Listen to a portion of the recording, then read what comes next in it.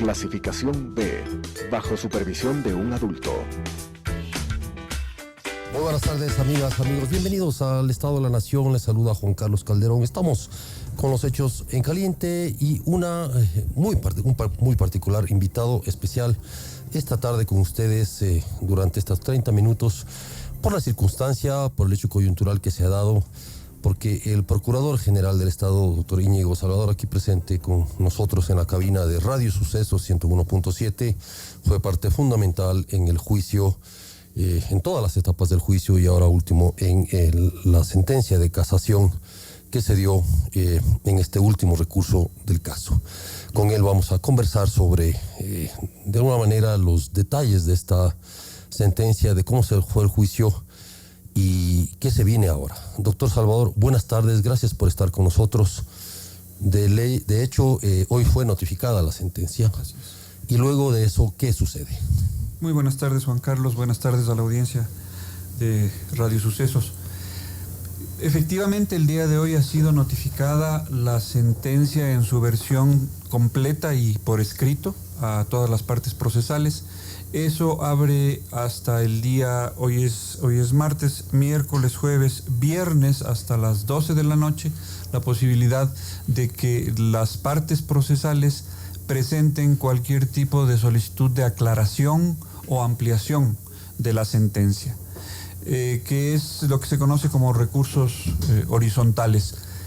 Después de eso, una vez que el Tribunal de la Corte Nacional de Justicia resuelva esas aclaraciones, entonces sí quedará ejecutada la sentencia, ya sin más posibilidad de recurso dentro del ámbito estrictamente de la justicia ordinaria. ¿Qué es una aclaración y qué es una ampliación? ¿Pueden darse juntas? ¿Pueden darse una sí y otra no? ¿Cómo es el proceso? En el pasado existía la doctrina de la antigua Corte Suprema de Justicia de que si tú pedías aclaración no podías pedir ampliación. Ahora no. La aclaración procede, la solicitud de aclaración procede cuando algo que ha sido resuelto en la sentencia no es suficientemente explícito. Entonces se pide que se explicite, que se aclare, pues, como su nombre lo indica. La ampliación, en cambio, es cuando algo que forma parte de la litis, es decir, un tema que debió haber sido resuelto, no ha sido resuelto. Es decir, el tribunal ha guardado silencio sobre ese tema en particular. Entonces, ahí corresponde la ampliación.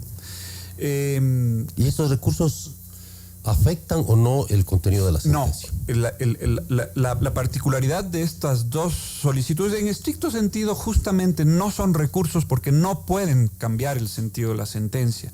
No pueden modificar en forma alguna el meollo, la sustancia de la sentencia.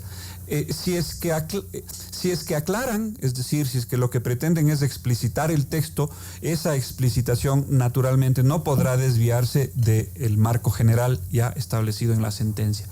Si es que amplían, en cambio, es decir, si es que es algo que no ha sido objeto de la sentencia, habiendo sido objeto del debate jurídico dentro del juicio, obviamente podrá haber una modificación en la medida en que ese tema no ha sido abordado antes. Habría sí una modificación de la sentencia, pero no será una modificación sustancial en ningún caso. Entonces, ¿Qué sentido tiene pedirlo? Es decir, yo Rafael Correa, voy y pido un recurso. Verá, en estricto sentido, tomando en cuenta que además, si es que nos fijamos en la sentencia de casación, es decir, la que fue notificada el día de hoy, que es una sentencia amplia, sumamente detallada, muy bien argumentada, detalladamente argumentada. Yo me imagino que el tribunal terminará simplemente diciendo no hay nada que aclarar, no hay nada que ampliar, todo ha sido tratado, todo es claro, de modo que se rechazan las solicitudes de aclaración y ampliación. Pero obviamente, siendo un derecho previsto en la ley, los procesados, las defensas técnicas de los procesados no van a dejar de echar mano de él, con el propósito fundamentalmente de prolongar el proceso, de aplazar la posibilidad de una ejecutoria enseguida de la sentencia, lo cual a estas alturas ya no tiene mayor sentido. Más allá del hecho de que a futuro presenten algún otro tipo de recursos por la vía constitucional, acciones constitucionales, o que incluso vayan directamente a tribunales de derechos humanos internacionales, como han venido anunciando. El hecho es que el proceso ordinario interno está ya concluido con la sentencia de casación. Esta sentencia que, como vemos, recoge fundamentalmente, porque la casación tiene esta particularidad. La casación lo único que hace es revisar si la sentencia del tribunal de alzada, en este caso el tribunal de apelación, se atuvo o no se atuvo a la ley, es decir, hubo o no hubo una violación de la ley. Entonces lo que hace el tribunal es comparar lo que dice la sentencia con lo que dice la ley. Y a la conclusión a la que ha llegado, en definitiva, es que la sentencia se apega absolutamente a la ley. De acuerdo a los tipos penales, de pronto, ¿no es cierto? Es decir, es la correcta aplicación del tipo penal. Fueron varios los temas. Fue la correcta aplicación del tipo penal, fue la correcta aplicación del grado de participación, particularmente en el tema de autoría directa e instigación, y obviamente también el tema, en el caso de otros de los procesados, entre autoría y complicidad, ¿no es cierto? Y finalmente hubo un tercer tema importante en cuanto a la casación, que era el tema de la agravante de haber actuado en pandilla, porque claro, ellos decían, la verdad es que el tema de... Pero este es un tema... Suena chiste, porque... Es que lo que pasa es que suena... Estamos hablando de un ex gobierno, de un gobierno además que ministros, expresidentes, se juntaron en pandilla. En el Código Penal había, por ejemplo, la figura de la nocturnidad, que era un agravante. La nocturnidad y alevosía, algo así. Claro, era alevosía y ventaja, pero además había nocturnidad, que era aprovecharse de la oscuridad de la noche para la comisión del delito. Eso agravaba las cosas. Eso agravaba las cosas. Había en descampado, es decir, alejados del centro de la ciudad, en donde se podía cometer más fácilmente. O sea, eran ventajas que tomaba el delincuente. Y desde la época del antiguo Código Penal queda la nomenclatura de actuar en pandilla. Claro, cuando uno piensa actuar en pandilla, uno se imagina unos cacos con antifaz y disfrazados como en los personajes de las tiras cómicas. Y ahora que estamos todos con tapabocas igualitos. Exactamente. Y parece que en el fondo algo de malentendido en relación hubo por parte de algunos de los sentenciados. Pero en realidad pandilla no quiere decir otra cosa que haber cometido el delito 3 o más personas. Porque, y en realidad esta estructura criminal claramente fue cometida entre más de 3 o más personas. De hecho, son 20 los implicados y los condenados ahora. El hecho de que la estructura haya sido una estructura sofisticada y que cuando hablamos de pandilla tendemos a creer que es una cosa bastante más primitiva, no le quita el hecho de que en términos de derecho penal estricto esa figura se llama actuar en pandilla. Si hablamos también en términos de delincuencia organizada, sí, no deja de ser una pandilla. Puede llamarla usted como quiera. Se la llama ahora una organización criminal, pero en el fondo sigue siendo una pandilla después de todo, ¿no? Doctor, estamos con el doctor Íñigo Salvador, procurador general. 2 cosas ahí que se derivan de las reacciones a esta sentencia. Una es el voto, el de minoría, ¿no es cierto? En realidad, este voto de minoría no deja de reconocer que había un delito. Es decir, lo que está diciendo doctor Ávila, ¿no? Doctor Ávila. Milton Ávila lo que está diciendo es, no era el tipo penal que no estoy de acuerdo con el tipo penal que se aplicó. Era tal artículo y no este otro. Eso, digamos, puede al final del día resultar de alguna manera una especie de reivindicación de algo para los sentenciados. No, yo creería que no. Mire, la verdad es que cuando fue anunciado, lo primero que hicieron los señores jueces cuando entraron a la sala de audiencias del día de ayer fue anunciar que el voto era un voto, que la sentencia no era una sentencia con un voto salvado. Así fue. Y entonces eso generó una cantidad de incertidumbre, porque un voto salvado se justifica cuando hay discrepancias serias en torno Es una sentencia amplia donde hay 20 procesados. Uno se imaginaba lo peor. En realidad, a la final, el voto salvado del doctor Ávila se concreta a la participación de dos personas que son fundamentalmente Viviana Bonilla y Cristian Viteri, en donde él sostiene que los hechos por los cuales se les condena en realidad no son actos delincuenciales, sino postdelincuenciales, y que ellos no habían participado en la trama de soborno, sino que el movimiento Alianza País y las cosas que ellos, y el dinero que se había transmitido, era en esa parte última que ellos habían participado. Entonces tenía que ver más con el grado de participación en el delito. Ese fue un tema. Y el otro tema tenía que ver con el tipo penal, el tipo de que no era cohecho, sino entiendo. Él sostenía la posición inicial que habíamos sostenido tanto la Fiscalía como la Procuraduría al presentar nuestra acusación, que era que nos encontrábamos frente a un cohecho agravado a la luz del artículo 286 del Código Penal, cuando el Tribunal de Primera Instancia, el Tribunal de Juicio y luego el Tribunal de Apelación se fueron, con todo derecho, dicho sea de paso, por la figura de cohecho propio agravado, que está tipificado en los artículos 285 y 287, no el intermedio, el 286, que era en el que se había basado la acusación. Y él sostenía que en realidad debía haberse mantenido ese tipo penal. Pero eso no cambia el fondo del asunto. Bueno, no era su función, pero de alguna manera... Este tema del tipo penal atañe al fondo del asunto, pero no en la medida en que es un voto que se refiere exclusivamente a dos personas. Había otro tema que ahorita se me escapa, ya me vendrá a la memoria, que estaba contenido en su sentencia. En la sentencia del voto salvado.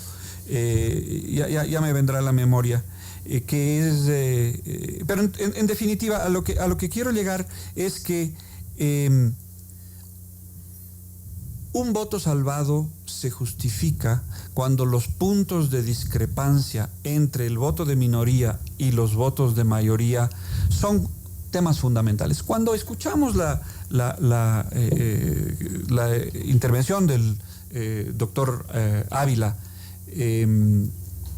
yo personalmente me di cuenta que no era un tema de sustancia. Y esa misma noche, es decir, la noche de ayer, usted vio cómo hubo una tremenda ebullición en redes sociales en torno a esto. Alguien comentó que el hecho de que exista un voto salvado le restaba, bueno, más que le restaba solidez a la sentencia, lo que hacía es darles argumentos a quienes sostenían que todo esto era una persecución política para ir por las nuevas acciones, una posible acción extraordinaria de protección ante la Corte Constitucional y luego los posibles juicios internacionales. ¿Y esto puede suceder? Yo creo que eso de todas maneras va a suceder. Si yo soy el abogado de una persona y no estoy de acuerdo con el resultado, echo mano de todas las posibilidades que la ley me da. Pero yo estoy convencido de que el voto salvado del doctor Ávila no les va a servir de gran cosa para fundamentar lo que ellos pretenden fundamentar, que es que ha habido violaciones del debido proceso. En definitiva, lo que ellos sostienen que es que ha habido una persecución política. Que no es el caso, no es el caso. El hecho de que los ciudadanos que están siendo, que han sido juzgados y sentenciados, hayan ocupado cargos políticos, no hace del delito, de la persecución de ese delito, una persecución política. Es una cosa puramente coincidencial. Si en el delito de cohecho no hubieran estado grandes jerarcas del gobierno de la Revolución Ciudadana, sino mandos bajos, hubiera ocurrido exactamente lo mismo. Y del otro lado hubieran estado empresarios que no son políticos. Ahí no hay persecución política tampoco. Pero claro, como está de moda el famoso lawfare, y los gobiernos estos del socialismo del siglo XXI están empeñados en hacer aparecer que no han sido corruptos, sino ninguno de ellos ha sido corrupto, ni la señora Fernández, ni Lula, ni Evo Morales. Resulta que ahora son perseguidos políticos. Entonces, y claro, con el tema de las redes sociales que sirven de caja de resonancia, entonces comienza a cundir esta idea. Pero en el fondo, cuando esta sentencia y las anteriores vayan a la Corte Interamericana y los jueces de la Corte Interamericana las analicen con detenimiento, se van a dar cuenta que no han habido violaciones del debido proceso, se van a dar cuenta que las sentencias están absolutamente bien motivadas y que son jurídicamente sólidas. Una de las cosas que en ese sentido se señala desde el lado de quienes han sido sentenciados es que fue un juicio exprés. Lo mencionan así, que fue muy rápido y que duró, digamos, muy poco tiempo en torno a lo que en verdad demoran los juicios, y que se aceleraron los tiempos para impedir que el expresidente Correa sea candidato a vicepresidente en la próxima contienda electoral. Es verdad, ese ha sido un argumento que ha estado siendo ventilado desde el inicio sobre todo las defensas. Es una cosa que sí quiero decir. Las defensas técnicas, es decir, los abogados de los funcionarios acusados, fueron defensas exclusivamente políticas, salvo alguna excepción. Así que, o sea, ¿cómo entender eso? ¿O a qué se refiere? El resto de las defensas de los empresarios, sí fueron absolutamente jurídicas. O sea, esas sí se concentraron a tratar de desvirtuar la existencia del delito o la falta de responsabilidad de sus... ¿Y eso por qué es? Porque justamente en el caso de los llamados intraneus, es decir, el funcionario público, este es el término jurídico, son los intraneus, es el funcionario público en el delito de cohecho, porque siempre tiene que haber un funcionario público. ¿De dónde viene esa palabra? Esta palabra intraneus es una palabra por oposición a la palabra extraneus, que son los extraños. Los extraños son los que no son funcionarios públicos. Es decir, tiene que haber un sujeto calificado que es un funcionario público. Pero también hay un sujeto no calificado, porque si alguien recibe un cohecho, alguien tiene que habérselo dado. Y ese alguien, por lo general, es alguien ajeno a esta calidad de funcionario público. Entonces, a los funcionarios públicos se les llama intraneus, que en realidad es un neologismo con facha de palabra antigua, cuando en realidad la palabra, el meollo del tema está en que los que no son funcionarios son extraños, son de fuera, no son del círculo de los sujetos calificados. Entonces, lo que yo estaba diciendo es que estos intraneus, estos funcionarios públicos, en sus defensas más políticas que técnicas, probablemente tenían la conciencia de la alta probabilidad de que iban a ser condenados y decidieron comenzar a hablar en términos exclusivamente políticos. Entonces, si usted ve a lo largo, en redes sociales especialmente, y los trolls correístas, a lo largo de todo el proceso, no hay un tema, por más baladí que sea, que ellos no lo magnifiquen como una muestra de una supuesta parcialización de los jueces, como demostración de una persecución política. Pero no hay tal. Se mencionaba, incluso había un abogado en redes que mencionaba que la Procuraduría ya tenía la sentencia, el escrito de la sentencia. Es una... Perdóneme que le diga, no, iba a usar el término payasada, pero voy a ser más Pero voy a usar el término payasada. No voy a usar el término payasada, aunque sea una payasada. Yo creo que es por un lado, una reacción de alguna manera virulenta de un abogado que suele ser muy virulento, un excelente abogado penalista, dicho sea de paso, uno de los abogados serios que han estado en este tribunal, pero que se caracteriza por perder fácilmente los estribos. ¿Qué fue lo que pasó anoche? ¿Qué fue lo que pasó en realidad? Sí. Usted pudo haber visto, si es que siguió la transmisión,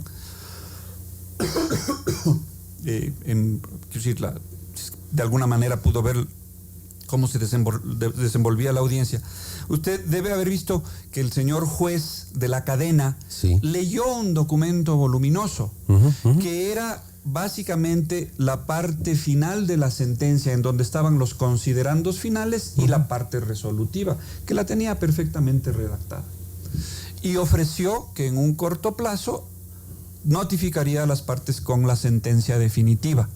Pero lo que leyó, lo que estaba en ese documento, es exactamente lo mismo que él dijo ya públicamente. Entonces ese contenido, desde el punto de vista formal, ya era público. Claro, claro. Entonces, esa noche, el personal de la Corte Nacional de Justicia puso la última página de la intervención del doctor de la cadena, la puso en un chat en que la Corte Nacional de Justicia, un chat de WhatsApp, en que la Corte Nacional de Justicia comparte con los medios y con las instituciones del sistema de justicia del país información sobre los procesos.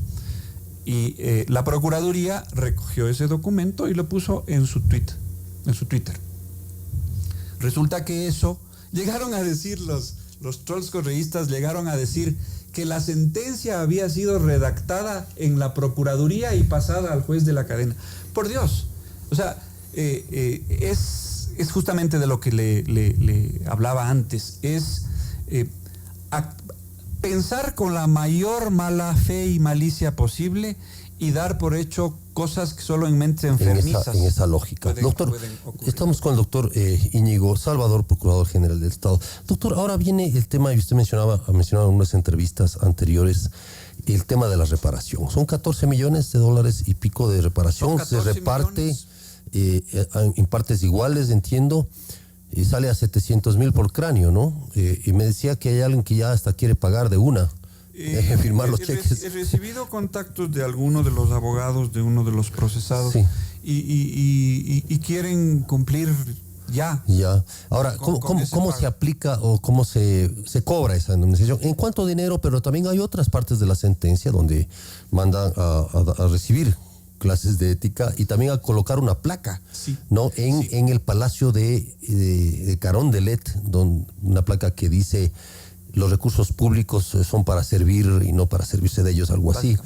Y entonces, ¿esto cómo se hace? Sí. Porque le contaba que ya tenía la placa, ya tenía Sí, me enteré y vi la foto.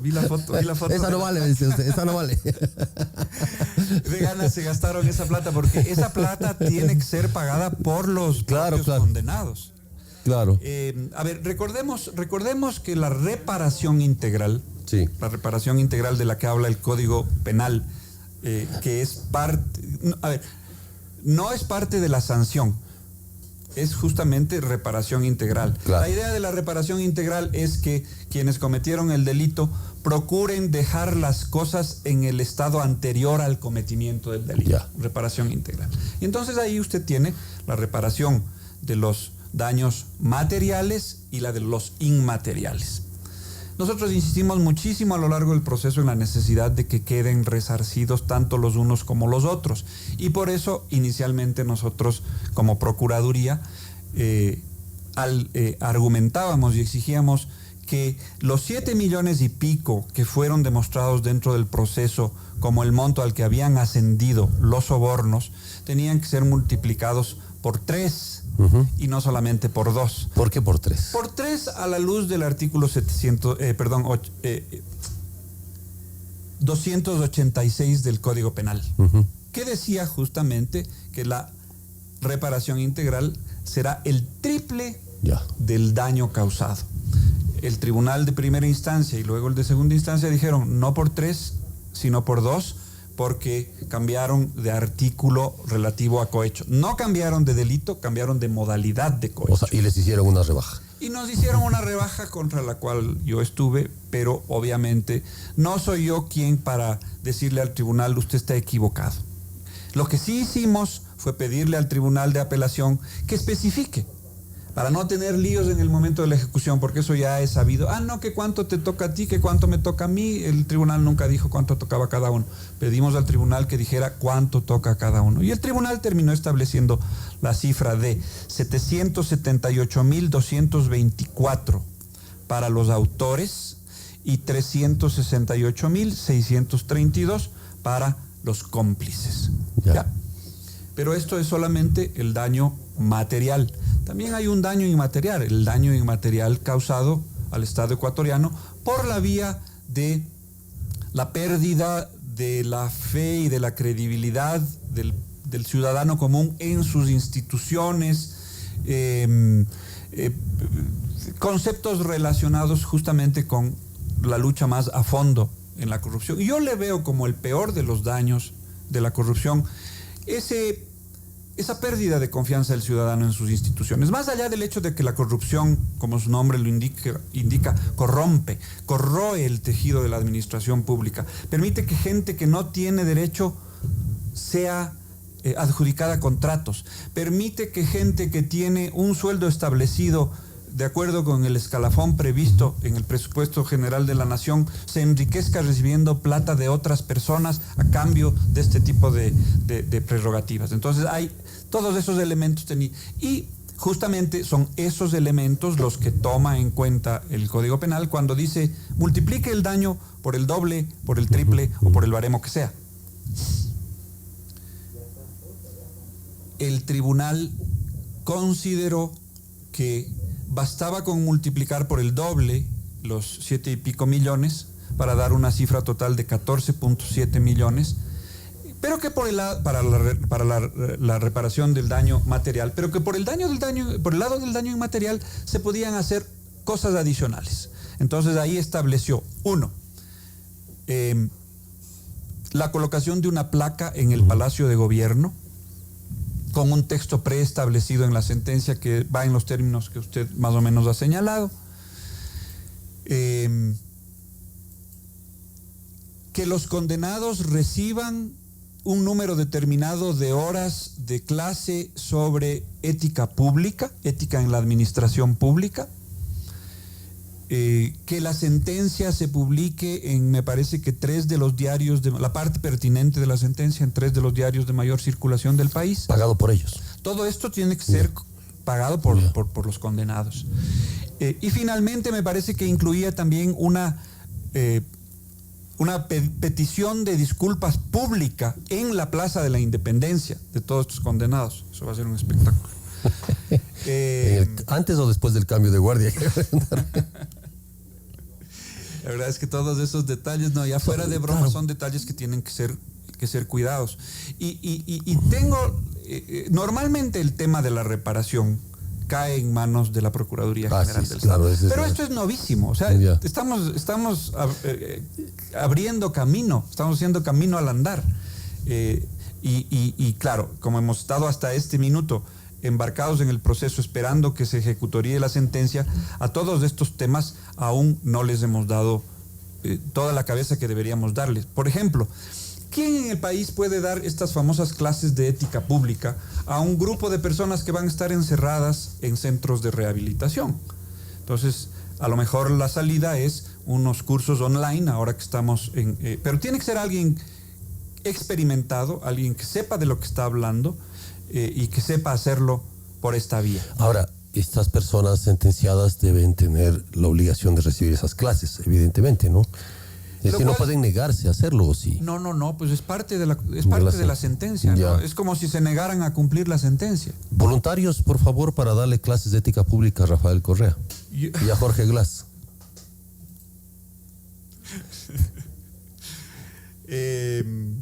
Pero vea, la cosa tiene un montón de otras ramificaciones, incluso en la parte de la... por ejemplo, lo que le decía antes, esto va a ser un espectáculo. ¿Cómo se va a diseñar el acto público en que ellos pidan disculpas sin que se vuelva un acto de escarnio? Porque ya es suficiente escarnio que ellos tengan que hacerlo públicamente. Y esa es la idea de la sentencia. El tema es el escarnio público, en realidad, claro, ¿no es cierto?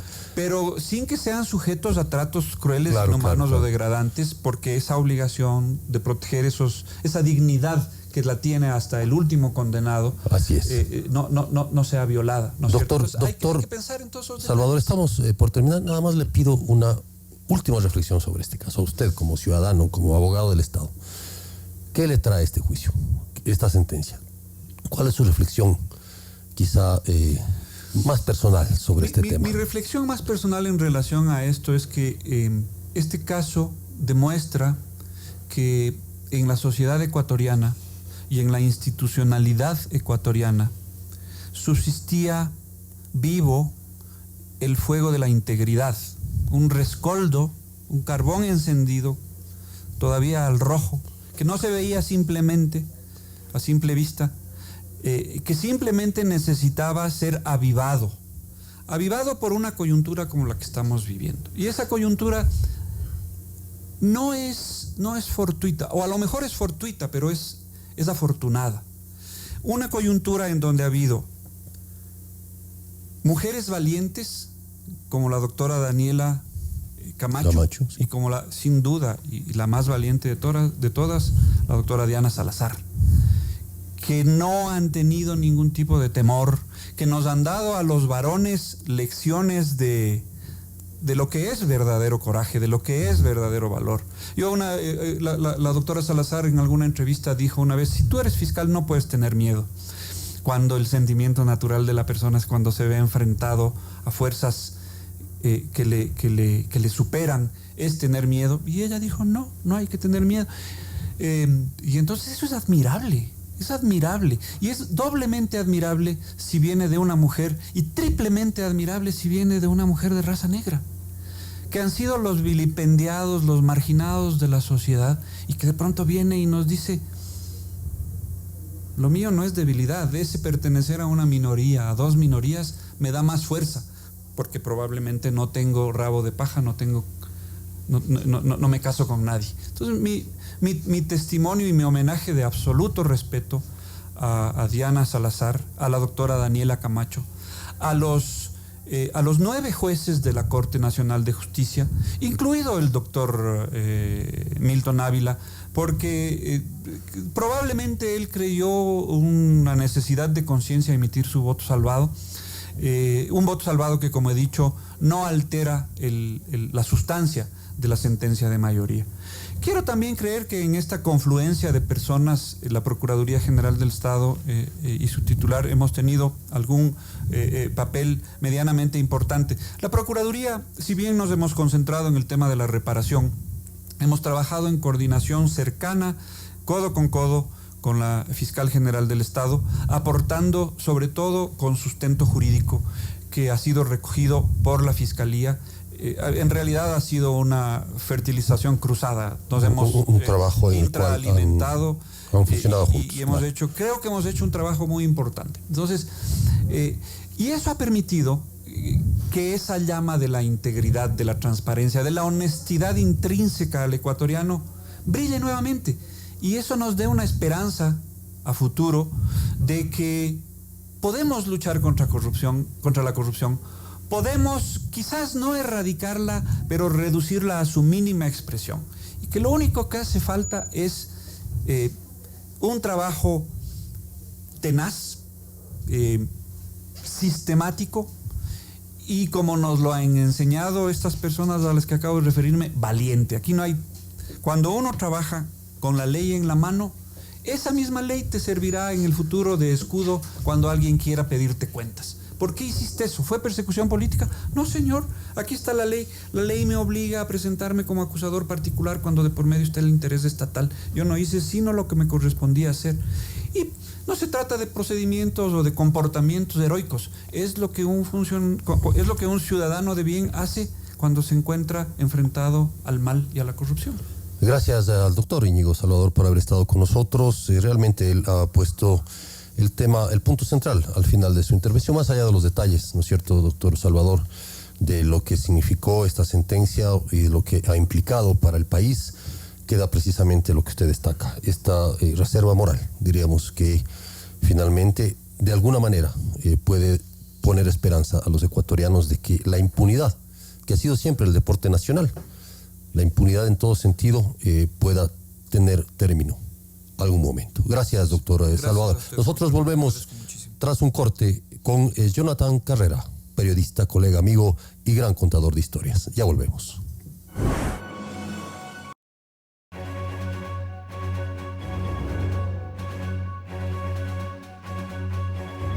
Novedades legales, informe semanal sobre las últimas reformas legales en nuestro país, preparado por la firma de abogados Naranjo Martínez y Subía.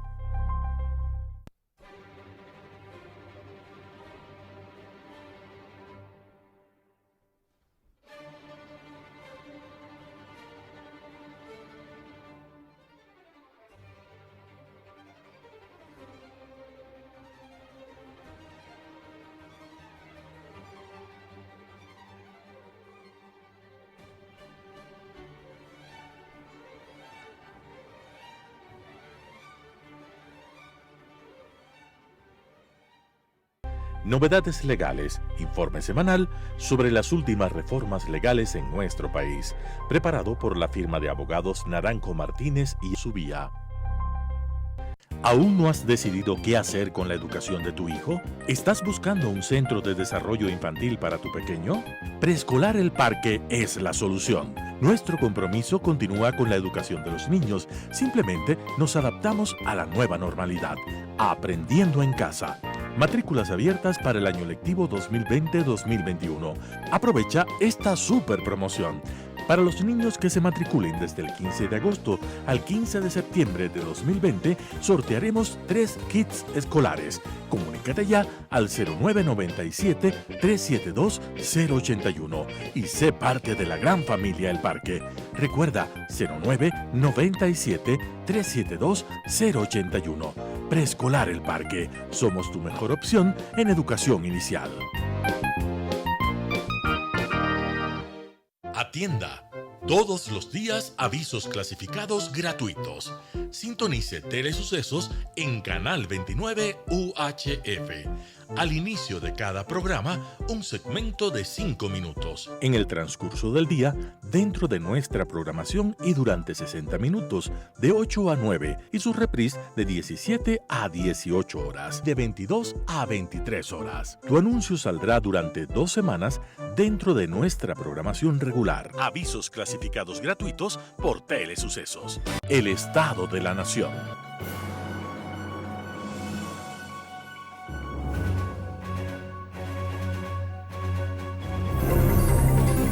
18 horas con 40 minutos. Gracias por estar con nosotros. Tenemos el gusto de compartir estos micrófonos, esta cabina, con Jonathan Carrera, colega, amigo, desde hace mucho tiempo, ¿no, Jonathan? Años. Desde el tiempo del Extra, me acuerdo, en la década de los 2000, 90, inicio de los 2000, finales de los 90. Amigos, ya 25, 30 años. Claro. Jonathan es, como les decía, un gran contador de historias, un hombre que pasó de escribir unos textos, unas crónicas que yo leía que eran impresionantes, y luego pasas a Canal 10 en ese tiempo. En ese tiempo, y luego TC Televisión para convertir, digamos, lo que significaba una nueva forma de tratar la crónica roja o los temas policíacos, ¿no es cierto?, que es lo que nos, de alguna manera, sostenía y ha sido muy debatido, muy polémico. Y hoy está acá porque está programando también con Radio Sucesos una serie de podcasts, ¿no es cierto?, que implican también contar historias en pedacitos, diríamos así, pedacitos radiales, pedacitos que se puedan escuchar en cualquier plataforma, en cualquier aparato inteligente, y que de alguna manera sigue siendo esto. ¿Qué es para ti, Jonathan, contar una historia? Buenas tardes. Hola, ¿qué tal? Buenas tardes a todos los que escuchan y ven Radio Sucesos en el Ecuador y en el mundo. Un saludo cordial, verdad, son 25, 30 años ya de amistad, desde cuando recién empezaba en el diario El Extra, cuando me llamaron a ser parte de esto de contar historias, ¿no? Entonces siempre he dicho, yo soy un simple contador de historias. Me gusta contar historias de la manera en la que lo hago, de la forma en la que lo hago. Muchos dicen que no, que cómo así pones tantos adjetivos, ¿por qué adjetivizar? ¿Por qué verbalizar? ¿Por qué poner metáforas? ¿Por qué poner símiles? ¿Por qué utilizar estas figuras literarias dentro de la narración? Y yo en cambio les digo, pero ¿por qué no? O sea, ¿a dónde no se debe? ¿Quién dice que le hace daño eso a la prensa? Y esa era una forma muy particular mía de escribir, que siempre lo hice desde que tenía uso de razón, desde que era adolescente, y me hacían escribir este tipo de historias para el colegio, cuentos, historias. Entonces yo ya me quedé con el dejo. Ya como estudiaba Derecho y como ejercía el Derecho, tinterillo que es que le yo. Entonces desde ahí el rato que se va un hermano que se va a Estados Unidos, se va 20 días, necesitaba el reemplazo, yo fui a reemplazarle, recordarás, en esa época. Así es. Y en lugar de dejarme ir a los 20 días que les dije, bueno, gracias, me voy, y me dijeron, por favor, nos gusta cómo escribe, quédese. Entonces dije, bueno, me quedo, pero solamente de la mañana. La tarde es para la oficina jurídica que modestamente dirigía. Y después me absorbió, me encantó, me gustó esto de contar historias. Y pues las vueltas de la vida, aquí estoy, 30 años contando historias y contándole historias a la gente, haciéndoles llorar, reír, haciéndoles emocionar, porque yo creo que la verdadera labor de un periodista es comunicar emociones, comunicar sensaciones. Si alguien no transmite una sensación, no está haciendo nada de lo que fue o lo que quiere o lo que supuestamente quiere ser, que es comunicar. Precisamente es eso. Yo destaco de Jonathan precisamente una característica, y es que Jonathan Herrera es un luchador. En realidad, hoy saliste de los medios públicos, ¿no es cierto? Y incautados. Incautados, digamos. Sí, los incautados, en este caso de televisión. Bueno, son diferentes, pero son los mismos. Te decía, porque finalmente, claro, te quedaste sin empleo, finalmente. Sí. Pero no te quedaste con las manos cruzadas. Como me dijeron gracias, les dije gracias. O sea, no, ¿para qué voy a estarme enojando, haciendo relajo? No. O sea, te dicen gracias. No te quieren tener en un sitio, te dicen gracias. Gracias. No pasa absolutamente nada. Te dan lo que es correcto según la ley y no ha pasado absolutamente nada. Yo estoy bien que los compañeros que lamentablemente están en medios públicos o en medios incautados, que son despedidos y que no han sido liquidados como es debido, pues obviamente tienen su derecho en derecho, y no es pleonasmo ni redundancia, poder reclamar sus derechos. Entonces está bien que lo hagan. O sea, no me parece a mí mal. O sea, los medios incautados, los medios públicos tienen el mismo dueño. ¿Qué experiencia te dio de esto? Pues la experiencia de seguir trabajando. A donde quiera que he ido me han llamado. Ajá. A donde quiera que voy ha sido porque consideran mi trabajo como importante. O sea, jamás he llamado a alguien para decirle, vea, me quiero quedar, o vea, me quieren mandar, sosténgame. No, jamás. O sea, a mí el trabajo es lo que me sostiene. Y esa forma de trabajar, esa forma de comentar, pues soy un enfermo del trabajo. Tú te recordarás que cuando estaba en el Extra uno hacía 2, 3 noticias, uno se buscaba la noticia, uno se encontraba la noticia y uno cernía la noticia. Uno buscaba todos los elementos necesarios para poder escribir una historia. Uno no se queda con el simple parte policial. Uno llega a la escena del crimen, ve el cadáver, mueve el cadáver, mira el cadáver te cuenta historias, la piedra que está junto al cadáver te cuenta una historia. Eso es los lo que hilos de sangre te cuentan una historia. Es lo que tú decías, que detrás de cada pequeño detalle puede haber una gran historia. Claro, recordarás que en ese tiempo, creo que fue cuando tú estabas de director del Expreso, recuerdo yo cuando escribí una historia que llegamos con el fotógrafo y el fotógrafo dijo, ¿cómo se llamaba? Decía, pero aquí no hay historia, ya se fueron. Le digo, no, pues ahí está la piedra está ensangrentada, y le hice una historia a la piedra contaba el momento doloroso en la que, utilizándola ella, habían asesinado a una persona golpeándola en la cabeza, y la fotografía central del Extra fue la piedra, y la piedra contaba la historia. Igual cuando llegamos y me decían, no, es un indigente nomás, y no cuenta historia un indigente, y yo decía, no, es un ser humano. O sea, homo sum nihil mea lenium puto, decía Terencio, hombre soy, nada del humano me es ajeno. Entonces, esa frase la puse en la historia y dije, homo sum nihil mea lenium puto. Y murió un indigente, y el perrito del indigente empezó a perseguir. En ese entonces levantaba los cadáveres en una camioneta. El perrito le siguió a la camioneta hasta cuando se fue la camioneta. Y yo le decía al fotógrafo, le digo, tómale foto al perro. Porque el perro está sufriendo, el perro se queda sin su mejor amigo, el perro queda triste, queda abandonado, condenado. Y le hice la nota al perro, el perro salió en portada porque era una historia triste, una historia real, una historia verdadera. Y muchas veces la gente no ve esas historias que están en la calle, que están frente a ti, pero las cosas que nos obnubilan, las cosas superficiales, las cosas del momento, las cosas mediáticas, no te dejan ver esa historia detrás de la historia. Y esa historia que tú contaste, Jonathan, y perdona que traiga esto a colación, y es tú tuviste COVID. Eres un sobreviviente del COVID. Sí. Y estuviste hospitalizado. Medio feo el COVID. ¿Cómo fue? ¿Qué pasó? Pues bien complejo. O sea, yo me detectan COVID un día lunes. Yo ya me sentía mal. Un día sábado estuve con algo de temperatura. Pensábamos que era un cálculo. Me medicaron, bajó la temperatura, no pasaba nada. El día domingo ya estuve mejor. El día lunes ya me sentí mal. Me hicieron una prueba de PCR a las 10 de la mañana. ¿Qué es sentirse mal? ¿Qué sentir? sentirse mal no tenía dolor de nariz, gripe, no, era un dolor de cuerpo generalizado. Como dicen. Se bajó la energía totalmente, no podía caminar, sentía cansancio, los hombros enjutos, los brazos hacia adelante, las piernas temblaban, los ojos son rojos, son hendidos, no son salidos, hay tembladera de cuerpo, hay un poco la boca está seca, sientes un sabor metálico, te sientes en general mal. De ahí llamé a un médico y le digo, ¿sabes qué? Le digo a mí, por favor, ¿me puedes ayudar? Ahorita me hicieron una prueba PCR, pero me siento mal, porque ya me habían hecho anteriormente una rápida y salí negativo, pero me siento mal, debe ser algo más, porque COVID no es. Me llevan, me hacen un chequeo y me dicen, tus pulmones están algo mal, hazte una radiografía, me hacen la radiografía, me sacan sangre, y a lo que regreso la radiografía, el resultado era que tenía los pulmones congestionados, característica del COVID, y la prueba de sangre determina que soy diabético. Yo me quedo loco y digo, ¿cuál diabético? Si no tengo familia diabética, padres, madres, abuelos, como 50 tíos entre todos, y nadie tiene diabetes. El único diabético en las carreras, Andrés, soy yo. O sea, se jodió. Me medican lunes, martes, miércoles y jueves con lo que se medica normalmente el protocolo, que es para la casa, citromicina, el plaquinol, Buprex, todas, y la pastilla para la diabetes.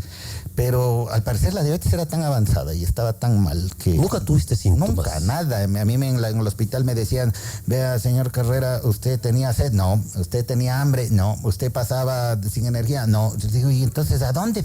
Les digo, no sé. Ustedes son los médicos. Ustedes determinen cómo. Me hicieron un histórico glucémico y me dicen que yo tenía desde hace 4 o 5 meses niveles de 11, y con 6 ya le declaran una persona diabética. Es decir, yo debía haber muerto hace 3 o 4 meses antes. Para nadie es como se llama, un secreto, y lo he dicho siempre, soy un ebrio consuetudinario, maníaco depresivo con síndrome bipolar, así que les decía, yo debía haber muerto en cualquiera noche de manzanillas de las que siempre me agarro, mientras leo a Nietzsche, mientras le leo a Thomas Hobbes, o le leo a Baudelaire, Pablo Palacio, o cualquiera. Yo agarro libros y me quedo hasta las 4 o 5 de la mañana con una botellita de vino o whisky, leyendo y escuchando música, y me coge el otro día. O sea, soy un enfermo en la lectura, así, medio loco soy. Y debía haber muerto, pero no morí. Entonces, entonces sigo. Entonces tuviste que ir al hospital. Me llevan al hospital. En un momento en que todo estaba mal. Copado. Todo estaba copado. O sea, fue una suerte. O sea, lo triste es que es sentir y sabes que murió una persona y que tú ocupas la cama de un muerto. Ajá. Porque ¿dónde estuviste? En el hospital. En el hospital IES Quito Sur. O sea, fue tanta suerte que justo se presenta la necesidad. Tenía yo que ir al hospital, la ambulancia estaba cerca, la ambulancia me recoge, me ven que tengo el nivel de saturación más abajo de 80, y el paramédico, el médico que estaba junto con la ambulancia, me dice, vamos, porque usted aquí no vive. Vamos, yo ya estaba con oxígeno, con esa bigotera que se llama, me dice, hay que llevarle porque usted de aquí no sale. O sea, usted queda aquí un día, 2 días más, qué pena. O sea, vamos, ¿quiere irse o no se quiere ir? Vámonos de urgencia. Me llevan de urgencia y me internan de urgencia. El día que yo estoy entrando, un señor salía. Y salía muy contento. Yo entraba mal, hecho cacho, desesperado, agobiado, lloroso. ¿Por qué razón? Porque es una enfermedad que deprime todo el sistema nervioso central. Entonces estás llanto fácil. Estás con ese trauma, llanto fácil. Mi hermana me ayudaba. ¿Pensaste la muerte? Claro. Entonces yo le dije, ñañita, portaraste bien. Y se me iban las lágrimas, lloraba. Y yo dije, bueno, si no vuelvo, si no vuelvo. Le digo, pórtate bien, quiéreles mucho a todos. Y lloré, y se me fueron las lágrimas. Lloraba solo en el hospital. Llorabas porque no ¿y tú sabías ocupaste entonces la cama de una persona que ya había muerto? Yo ocupé la cama de una persona fallecida, y frente a mí, diagonal a mí, porque éramos 4 personas en esa sala. Ya. El señor ¿Todos con COVID? Todos con COVID. El hospital estaba declarado como área de COVID, y el cuarto piso era área de COVID. Nadie podía entrar a esa área. O sea, como astronautas estaban totalmente todos tapados, los médicos, auxiliares, personal de hospital, absolutamente todos. Y ellos a lo que se iba este señor, dice, en esa cama murieron 9. Y yo me quedé viendo así. ¿Y vos? 9. El 10º. Y yo dije, juepato. ¿Y el 10º? Claro. Pucha, y ahí fue cuando escribí mi primer microcuento. Ya. El 10º. En Twitter, y lo puse en Twitter, el 10º. ¿Tenías fuerza para escribir? Sí, poco a poco. Ya. O sea, no es que sea tan Porque en un momento tú llegaste y dijiste... No era que sea tan difícil. Me dejaron estar con celular porque yo vivo solo, no tengo a nadie, y dijeron, chuta, no tiene a nadie. Pues, o sea, usted se hace responsable. Bueno, claro. Perfecto. De ahí se muere un viejito en la cama 9. Ya. Al frente mío, diagonal. Ya. Se muere. Es impresionante ver cuando alguien se muere, se quitaba la máscara de oxígeno y no se dejaba. Y el rato que se quitó por un minuto y murió. Tuvieron que amarrarle las manitos al viejito con gasas para que no se saque, pero él hacía todo lo posible por sacarse y muere en un minuto.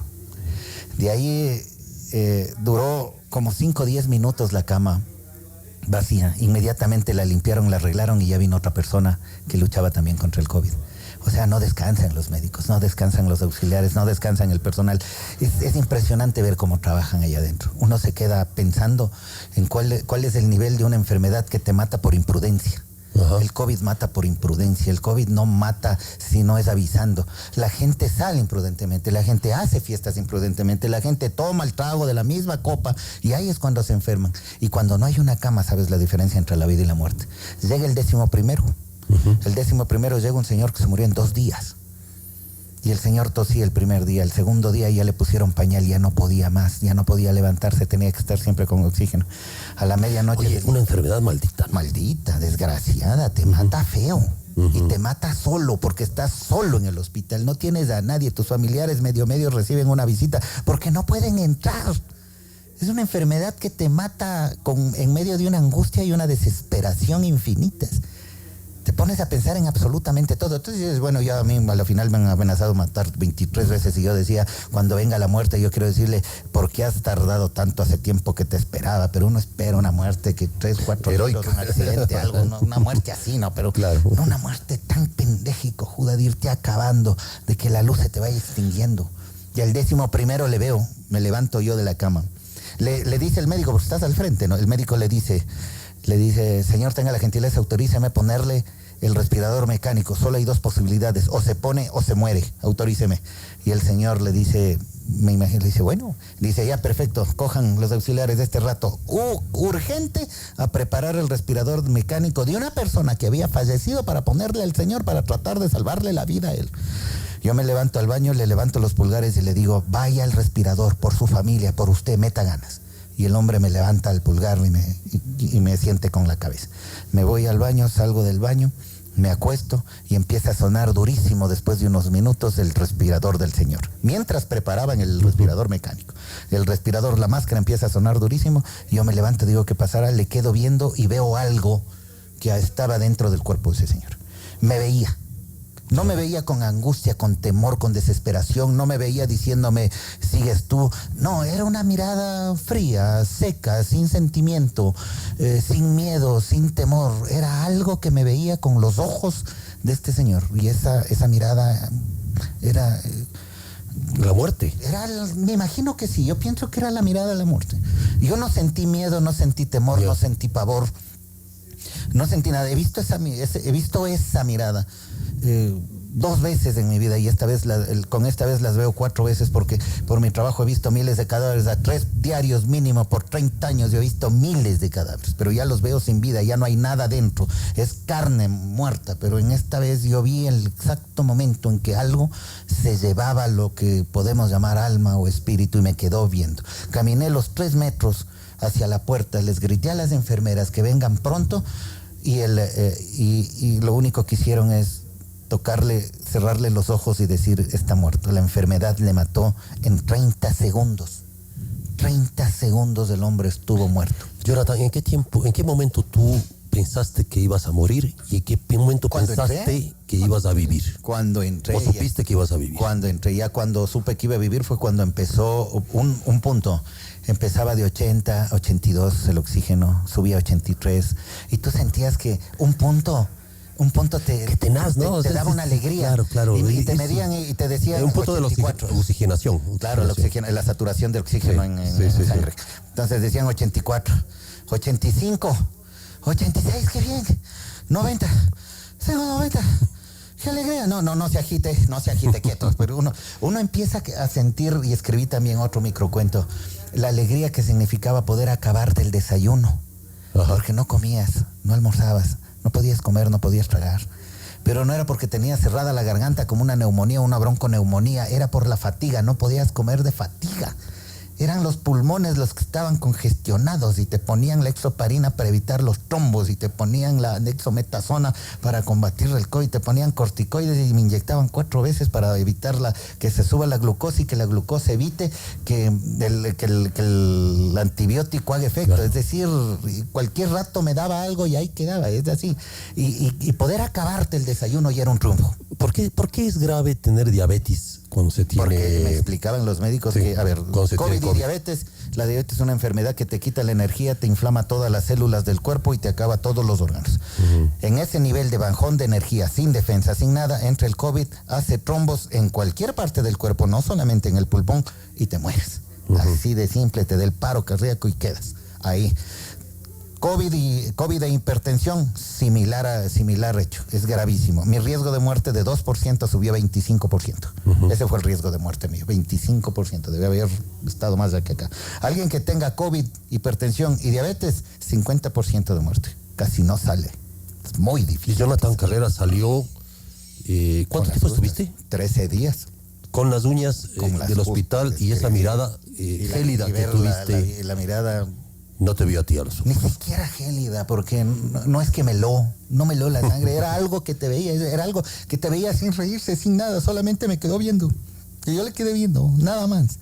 No nos dijimos nada, no me dijo nada, solo me vio, nada más. Y te vio esos momentos, esos segundos que son tan cortos y tan eternos.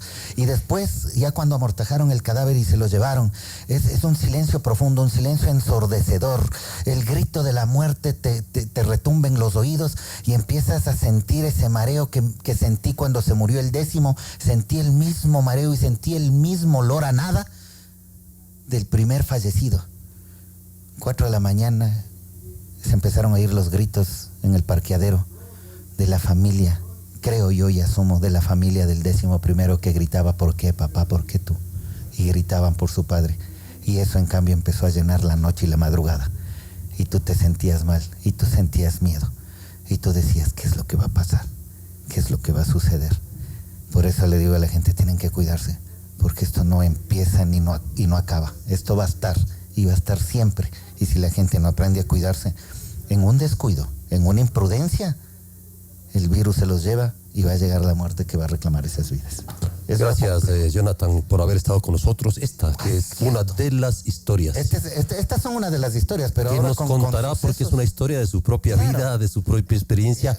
En un minuto, Jonathan, por favor, ¿cómo será este trabajo tuyo acá? Con sucesos, podcasts que vamos a hacer a partir de este viernes, que ya se inauguran a través de Spotify, del apartado de podcast, van a poder escuchar todas las historias en los 30 años que llevo siendo periodistas. Van a saber cómo se murió Camargo Barbosa en realidad. Van a saber qué es lo que decía William Cumbajín cuando le regalaron un par de zapatos para que declare, cómo murió Oscar Caranqui, cuál es la verdad del caso del asesino de homosexuales, no mató un cura, no mató a un dueño de medio de comunicación, el caso Yaguarina, que asesinó a su esposa y a sus 2 hijas porque le regalaron a la esposa 2 tazas y 2 platos, y él mata a las hijas porque decían que de grandes van a ser infieles igual a la mamá, pero dejó vivo al hijo por la prosecución del apellido, decía él, indígena. Van a saber todas esas historias y van a saber la realidad exacta de lo que pasó, porque como yo digo, la realidad a veces supera la realidad, y van a saber la historia detrás de las historias. Ha sido Jonathan Carrera, gran periodista. Gracias por estar con nosotros. Vale la pena escucharlo siempre. Gracias. Y con ustedes, muy buenas noches también por estar acompañando este espacio, El Estado de la Nación. Hasta mañana. Por la producción y dirección del programa son de exclusiva responsabilidad de sus autores y de quienes intervienen en ellos. Telesucesos Canal 29 UHF presentó El Estado de la Nación, un espacio para hablar sobre la coyuntura política del país de forma crítica e independiente, con Juan Carlos Calderón.